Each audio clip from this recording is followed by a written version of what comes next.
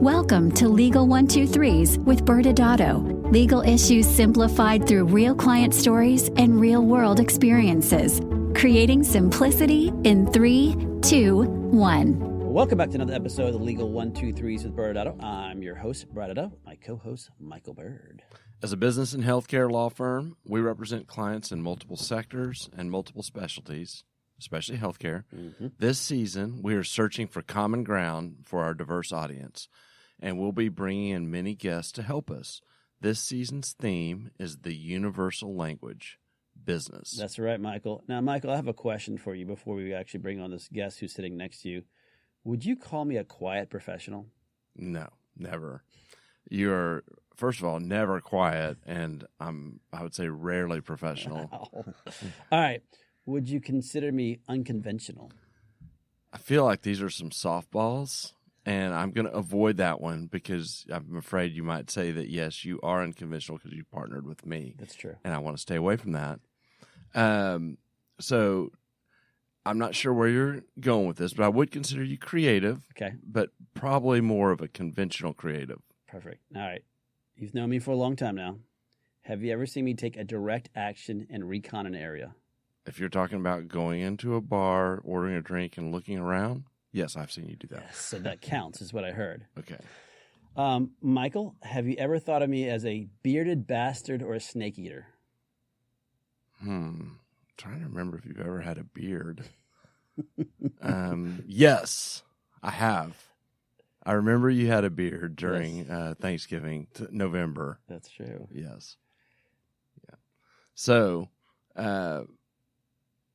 in 8 seasons we've been doing this, Brad, this has got to be one of the stranger tangents you've been pushing me on. So what's going on? All right. Well, as our guest who's watching us on YouTube will probably recognize is that we have a guest in the studio, and this show is a special day. This is our Memorial Day special show, and we're honoring our fallen heroes. For those who know, Memorial Day is a federal holiday that the United States has selected as a day for us to mourn our U.S. military personnel who gave the ultimate sacrifice by giving their lives to protect us. And based on our relationship with a nonprofit called Carry the Load, we celebrate Memorial May at ByrdAdatto, which is we not only honor our fallen heroes in the military, but we also honor those who are first responders. Yes, we love Carry the Load. We've been working with this organization for over a decade now. Yeah. And I have to say, Brad, I feel particularly safe today with Jeff here. I may make extra fun of you because I'm feeling pretty secure over here in my corner. That's right. So, and as you just referenced, we have for our Memorial Day special, we've always had a military personnel. In years past, we've had Birdman, who you know. Mm-hmm. We've also had the founders of Carry the Load. And today, guest has worn something called the Green Beret. And for those who don't know, a Green Beret symbolizes excellence, a badge of courage, a mark of distinction, and the ability to fight for freedom. Although there are other fun terms out there for Green Berets, like the quiet professional. They work on unconventional warfare, special recon, direct actions, a plethora of other types of mission sets they have. But then I found some more fun ones, which is like the soldier diplomat, the snake eater, and of course the bearded bastard. So let's bring on Jeff, Michael. I feel like I need to grow a beard now, too. I know, right? Yeah, it just makes you a badass automatically, apparently. Well, Jeff Houston, I'm going to introduce you. Jeff served in the U.S. Army Special Forces, a.k.a. Green Beret. He was deployed multiple times to Iraq, has excelled at completing various tactical shooting courses with both assault and tactical rifles and pistols, unlike Brad, a certified NRA pistol instructor and training counselor. He previously served as the director of training and lead instructor for a shooting range in Denver, Colorado, where he developed and expanded the training division. He has trained foreign military and police units and U.S. Special Forces units, as well as local and federal law enforcement personnel.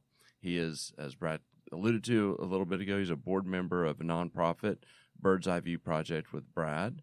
He has a bachelor's degree in finance and accounting from the University of Colorado, Denver. And he has carried his spirit of entrepreneurship to Texas, where he founded and owns TAC7, which focuses on active shooter response preparation programs and specialized security services. Welcome, Jeff. Thank you. That was quite the intro. I appreciate that. Yes, I mean, we're happy you're here because we feel, as Michael said, much safer now. Yes. Hopefully we're safe with me here, though. I don't know. We're in a nice enclosed space here in the closet, so we don't have our situational awareness going on Right. outside. What you don't know is that this behind these curtains is totally empty, so there could be people behind that. There could be. You're freaking me out now, man. Come on.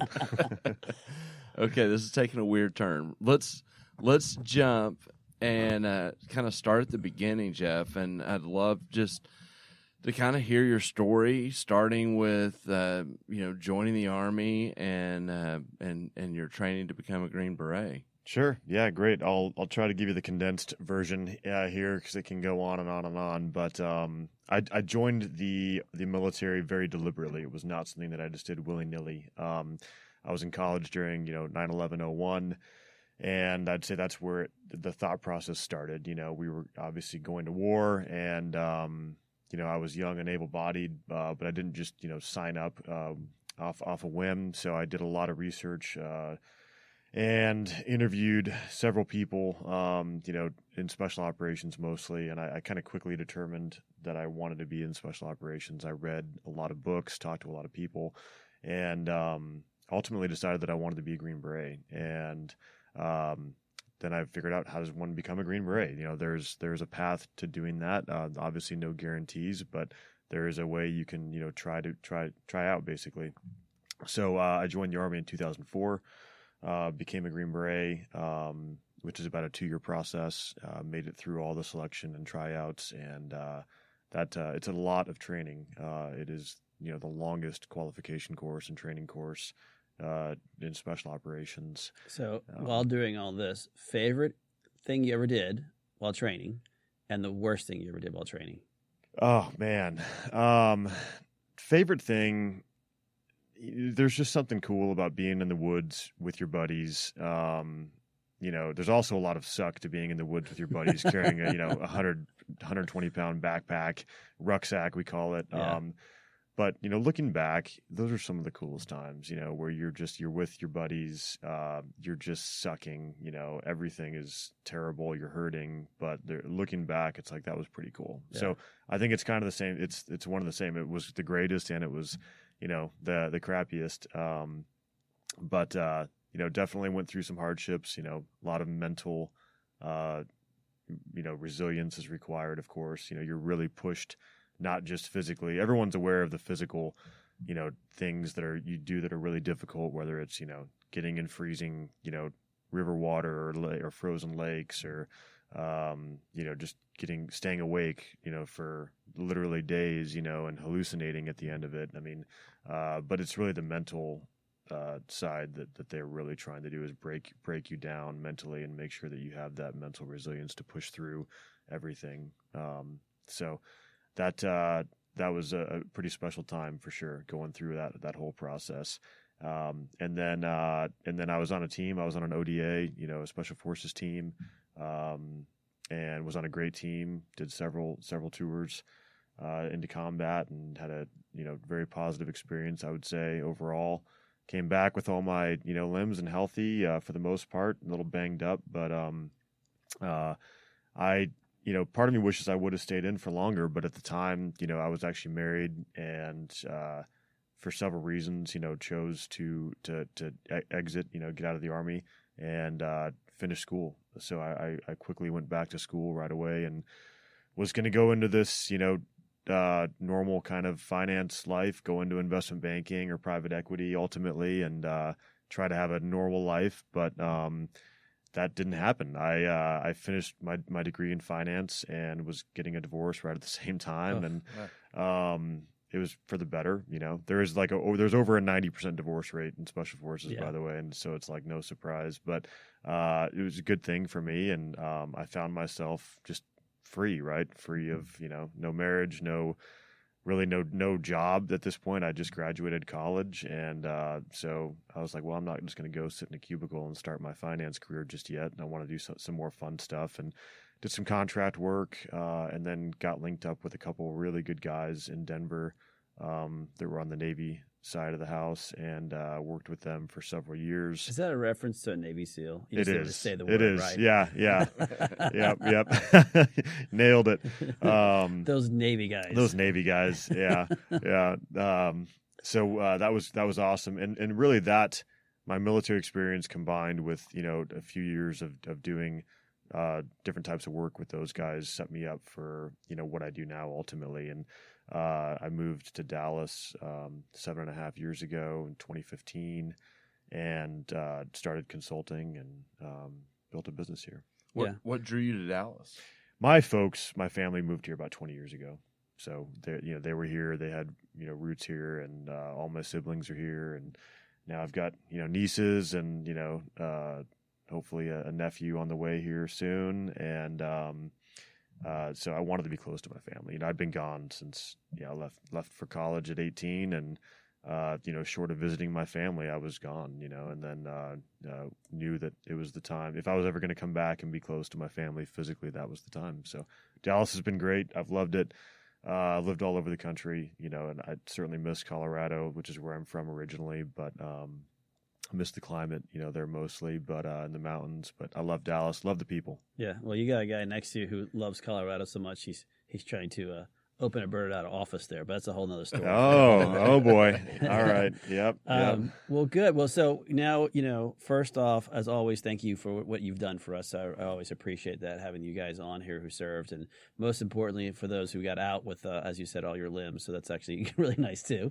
Because you and I have know many people that we serve with on many boards who haven't been as lucky. Mm-hmm. And so that, for those listening and want to learn more about these two nonprofits, we'll drop in we'll put links in there for Bird's Eye View Project and Carry the Load, which are both, I know with Jeff serving on that board and Michael and I being very active in both, near and dear to our heart. But like everyone else, not like everyone else, you had the opportunity when you did get out to start trying to figure out what you want to do with your life. And I know just, again, from serving on these boards, that's not easy. You actually said, I got out and I just went back to college. I know people, again, different branch of the Marines, they say, well, I got out and I tried to go back to college and I couldn't figure out how to be in a room with these people. And so I think that's a huge hat tip to you that you were able to transition and, into as best you can to civilian life and then build a business on top of that. And so that's going back to the universal language of business. And I know that our audience probably would like us to spend a ton of time on your military. We really want to dive into that because I feel like as a Green Beret, with the operational experience you had, and then being able to fold that into a business is fascinating. So let's talk about that idea of yours, the lessons that you learned when you basically said, hey, I did military training, but what can I take from that and then apply it to an actual business? Sure. There's, as most people know, there's a lot of, overlap in terms of teamwork, right? I think that's kind of the first thing that most people think of, in military. And if somebody were to guess, on the what's a lesson you take from the military, and it's, teamwork is often one of the first things talked about. And I agree with that. The ability to work with a team is critical, in the military, in special operations. Teamwork and leadership are huge. And those certainly parlay into any, business or successful, work environment. You have to learn how to work with different people. And, even if you don't necessarily like someone you're working with, you got to figure it out. Right. So, the ability to adapt to different types of people, different personalities, of course, is critical. And, in special forces, you are blessed with really becoming family with your team. So, you're around them, certainly a lot more than most people are around their people in the office. And not only are we around them more, but we're, doing really difficult stuff together, whether it's training or, preparing or completing actual missions in combat. And so obviously you can see how important it is to trust your team and to know, what's going on with someone, and know that they're going to have your back no matter what. So those parlay obviously into any successful work environment or as a business owner, whether it's, building out a team or working with other people on different projects, partnering with people, you really have to successfully do that, and the military definitely has helped with that, and then the leadership aspect too.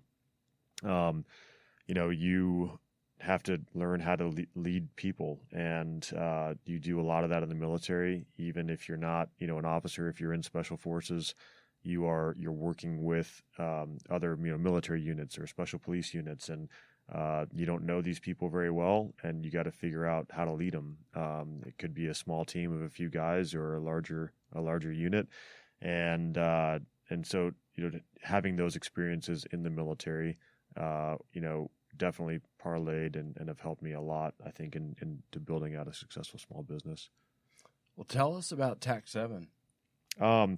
Tac 7 is really, we're a boutique security firm, was kind of what people end up calling us, because we're not a huge company. We're a small business that really focuses on meeting clients' needs that are everything from specialized requests and services with individuals or families, all the way to training in a corporate environment. Most of our business post COVID has been more on the family side. We work with families on safety and security, and usually that starts with in the home. People want to feel and need to feel the safest while they're in their home. So we just work with families on everything from home defense planning, possibly firearms training, safe storage of firearms in the home, having a plan really for emergencies. And it's not just that stereotypical like, oh, a bad guy's going to kick in my door. It's do you have fire escape ladders for your kids that are on the second floor? Do you have, a plan for if a spouse is home alone and there's, kids in the house also? What are they going to do if they hear a bump in the night? What if the alarm goes off at 3:00 in the morning? What is the plan? What's the protocol for that?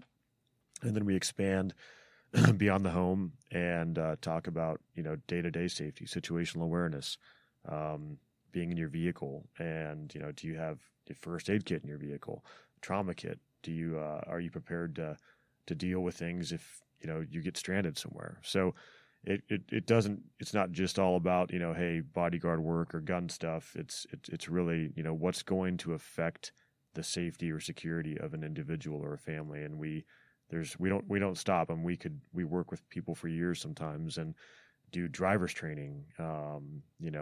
As our families that we work with, develop, and over the years their kids get older, we might do driving stuff with them, or they're going off to college, so it's situational awareness and staying safe when you're out with your friends. So there's really no end to it. We really take pride in customizing the solution to the client. On the corporate side, which was actually, speaking of business and lessons learned, one of the lessons learned from the military that I definitely have had to apply is adaptation, right? And so to your point, what does Tac 7 do? Well, we've had to adapt, because of COVID, and adapt our long-term strategies for business growth, because I was going to grow the business more on the corporate side, doing training, like active threat response and trauma response in the workplace. But that didn't go to plan, right? Because COVID hit, so we couldn't do office training and corporate training, and so we adapted, and we just went back to our original model of working with families, and we're starting to get back into more of that corporate stuff again. But again, just have had to adapt. And a couple of things you had said, and I think that, as I understand it, so obviously never having served, much less been a Green Beret, but what I've read about you guys is obviously you have an educational aspect to your training, like meaning that not only can be door kickers, but you're also, as you said, you're trying to be a force multiplier, and part of that is that educational side of it. Now, as you were talking about working with these families, all I heard was how you're not just like, this is what you need to do, get in this room and we'll show up and we'll kick the door down. It's, hey, you need to be thoughtful about your security too, because we can't be here 24/7. Here are the things, and that to me, I think, and forgive me if I'm putting something in your head, but that sounds like, because I know how to educate others, I'm taking that and I'm utilizing that at the same time, obviously giving them that security. Yeah, absolutely. No, you're spot on. foreign internal defense is one of the core missions of Army Special Forces, and you rattled off several others earlier. And a big part of that is training. Yeah. Biting off heads of snakes, casually. Got to do that at least once a week. So, you have to be able to communicate effectively, right? And teach. And that's definitely parlayed into what I do now on multiple levels. Yeah. So what's harder, starting a business or Green Beret training? They are both difficult, I will tell you that. But becoming a Green Beret, that training pipeline is pretty darn tough. I will say that for sure.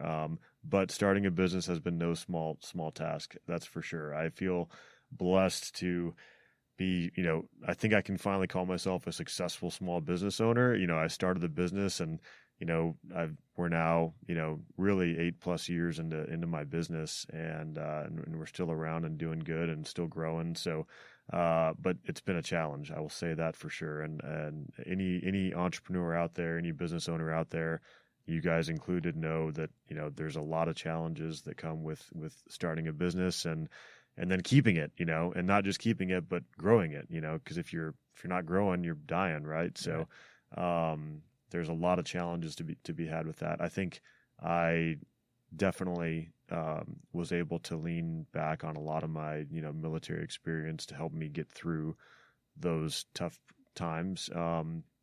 Also, it was a lot easier for me being really a single guy without a family. That enabled me to take even more risk, which is necessary typically when you're an entrepreneur. You need to take risk, and my appetite for risk was certainly greater because I didn't, have that worry in the back of my mind about supporting a family.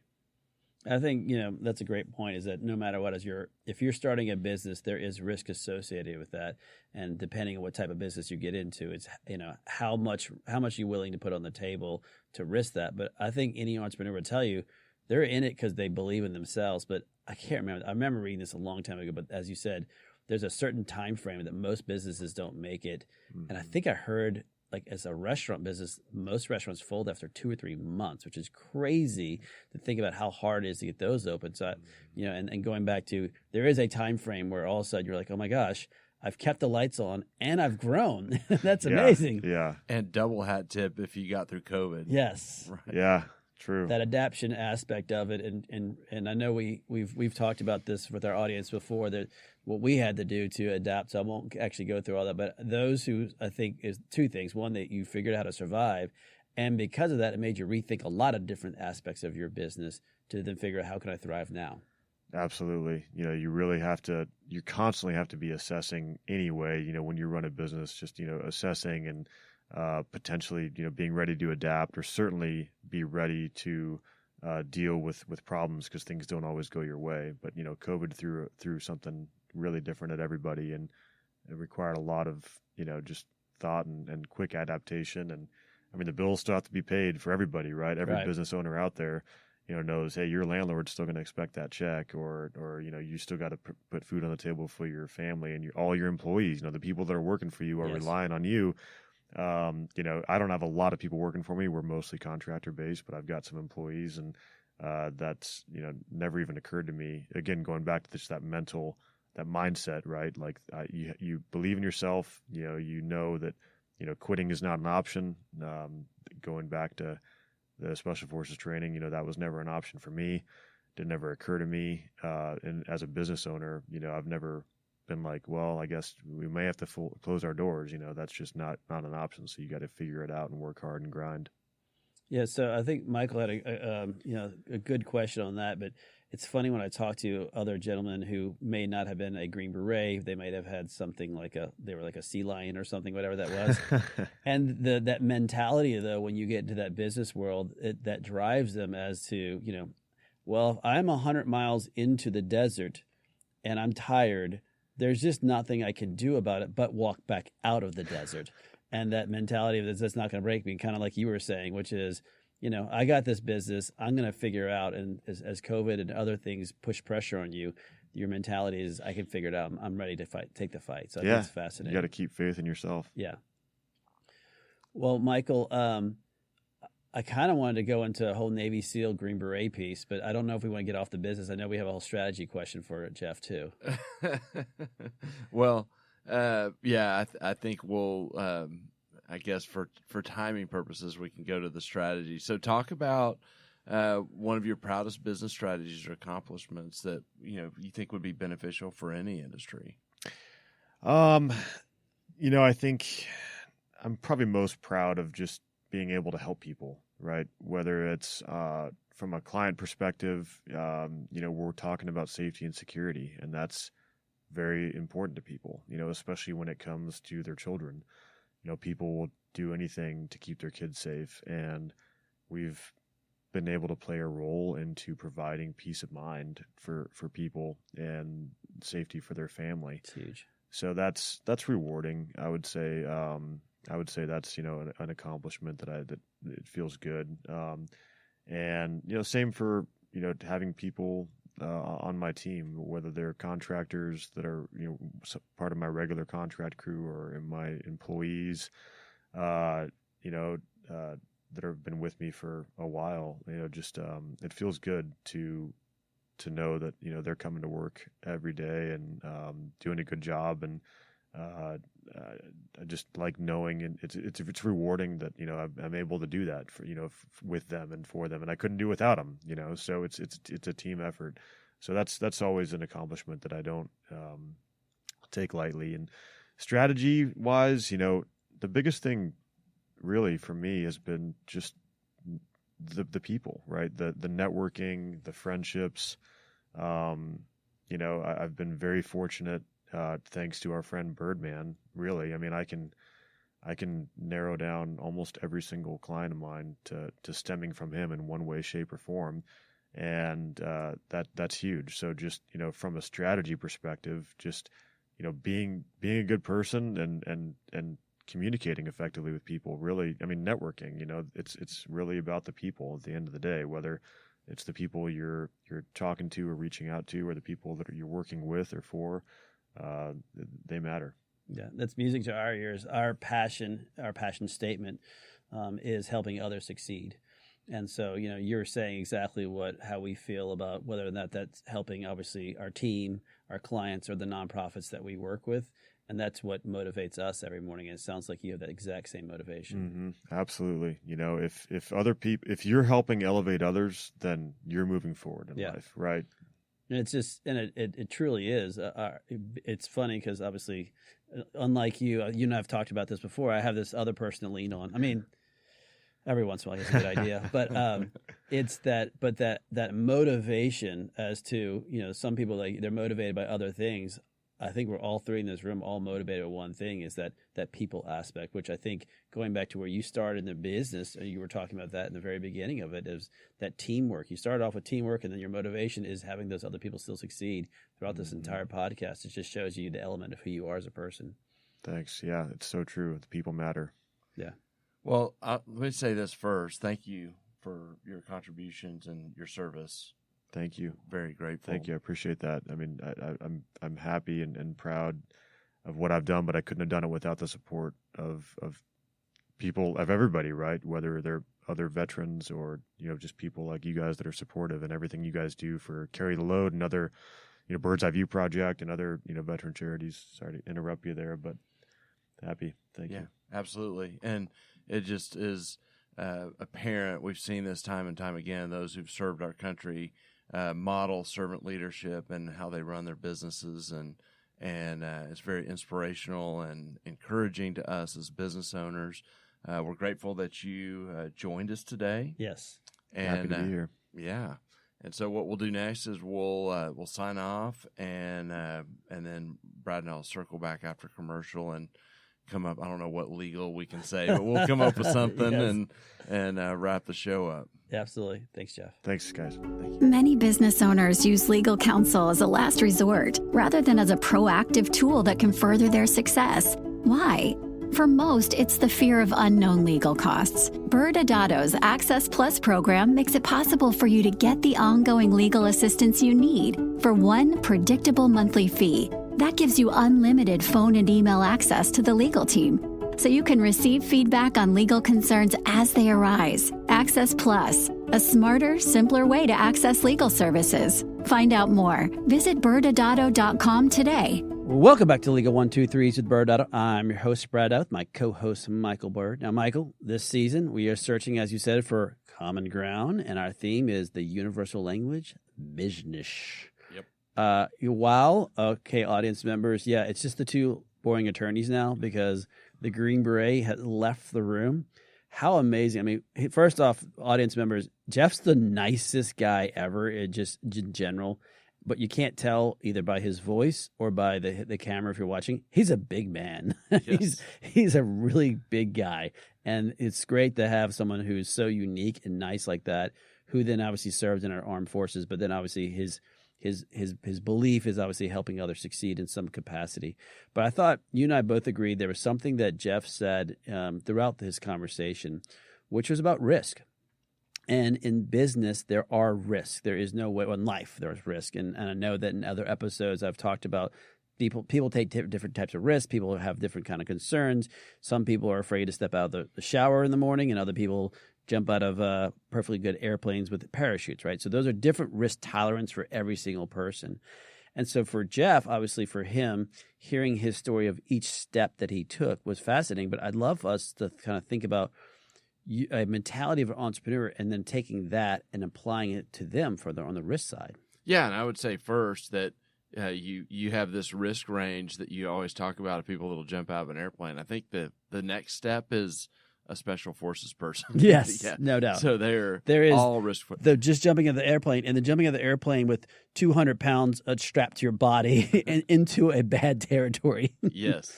Yeah. So it's what I love about talking about risk in terms of giving legal advice is it helps us marry, what are the laws which create risk to the personality type. Yep. And so I would say, generally speaking, entrepreneurs are risk takers. Absolutely. To a degree. So they're going to have some risk tolerance, but even with entrepreneurs, there's going to be a wide range. Yes. And so, just by having a business, there's risk there with your employees, there's risk with people you do business with your customers.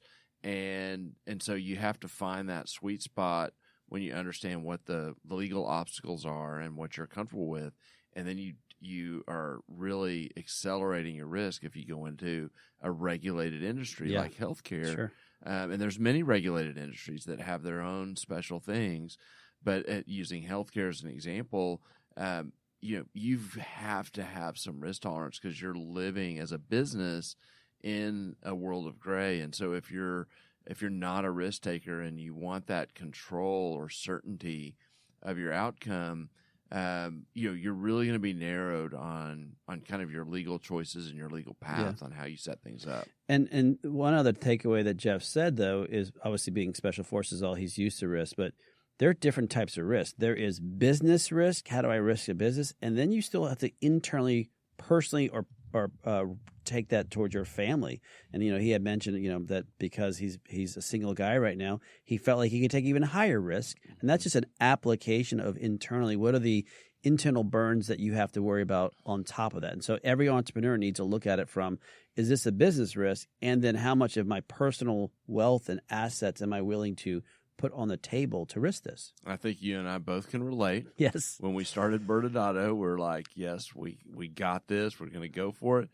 and we want to feed our families. Yes, those are important elements. But Michael, you're not saying that we should have Green Berets now because we started our own business, are you? Well, I don't know. Is that possible? I think we can buy them, and then everyone make fun of us. Yeah. Okay, we'll pass. Okay. Well, Michael, I think I just want to have one more shout out to all our veterans for your service, all our first responders, and of course everyone. With the Memorial Day weekend's coming up, spend some time and remember to honor those who did serve and gave the ultimate sacrifice by providing our freedom. And Brad, as a Memorial Day special, I will agree with everything you just said, and I'm not going to make you put your earmuffs on. So. Yes, veterans, thank you very much for all that you've done. That's right. Well, audience, stay tuned. Next Wednesday, we have another special guest, Brett Spark. We'll be discussing maximizing your commercial contract revenue for private practices through negotiations and leveraging data. Thanks again for joining us today. And remember, if you like this episode, please subscribe, make sure to give us a 5-star rating, and share with your friends. You can also sign up for the ByrdAdatto newsletter by going to our website at ByrdAdatto.com. ByrdAdatto is providing this podcast as a public service. This podcast is for educational purposes only. This podcast does not constitute legal advice, nor does it establish an attorney-client relationship. Reference to any specific product or entity does not constitute an endorsement or recommendation by ByrdAdatto. The views expressed by guests are their own, and their appearance on the program does not imply an endorsement of them or any entity they represent. Please consult with an attorney on your legal issues.